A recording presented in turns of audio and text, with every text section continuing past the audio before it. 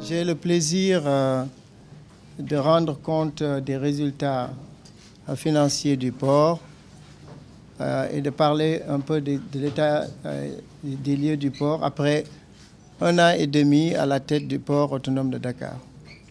En 2018, le port a fait des résultats exceptionnels et historiques grâce à l'expertise et à l'engagement des portuaires, grâce aussi à l'orientation stratégique des administrateurs, grâce aussi à la confiance que le président de la République, le président Macky Sall, a eue à notre endroit.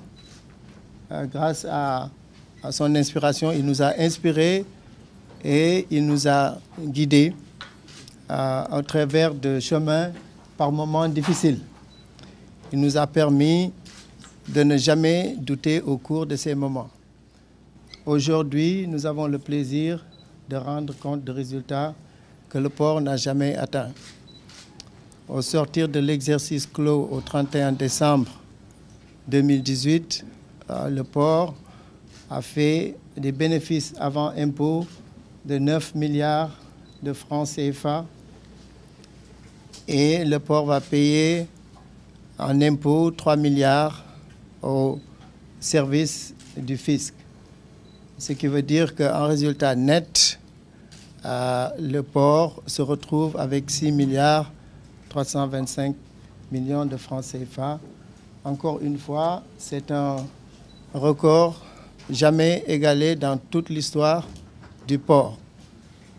Ce résultat a été obtenu grâce à une combinaison d'optimisation des recettes, mais aussi à une vision clairement définie qui a permis de resserrer les lignes sur un certain nombre de charges, tout en maintenant les emplois.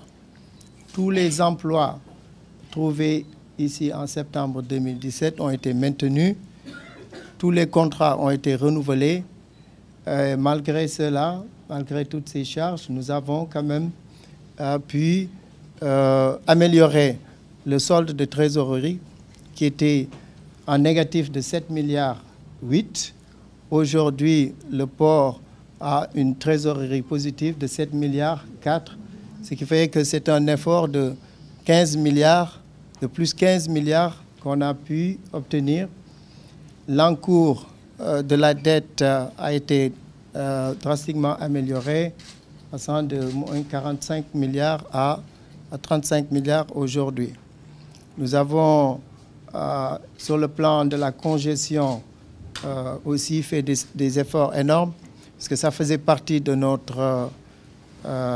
priorités, la décongestion du port de Dakar. En septembre, nous connaissions des pics de congestion qui faisaient que les bateaux restaient en rade, des fois 15 jours, 10 jours, 20 jours, jusqu'à des pics de 30 jours. Aujourd'hui, en moyenne, les bateaux restent 3-4 jours, ce qui est une moyenne normale dans tous les ports du monde. Il nous reste à travailler sur la congestion au niveau terrestre pour les entrées et sorties dans le port. Et avec la gestion des flux de camions, nous sommes en train de faire beaucoup d'efforts à ce niveau. Tous les travailleurs du port doivent être remerciés et nous allons aussi, en relation avec les partenaires sociaux, travailler en sorte que tous ces travailleurs soient rétribués en conséquence des efforts qui ont été fournis pour obtenir ces résultats extrêmement importants, puisque on rétablit les équilibres financiers de l'entreprise et on se met en perspective de notre vision de faire du port de Dakar le moteur de l'émergence. Ça, c'est un pari extrêmement ambitieux, mais qui est très possible d'atteindre, puisque le potentiel qui gît dans ce port-là, nous l'estimons au moins à 3 points de croissance. il faut déverrouiller ce potentiel en travaillant sur la décongestion, en fluidifiant d'abord mieux les entrées et sorties du port.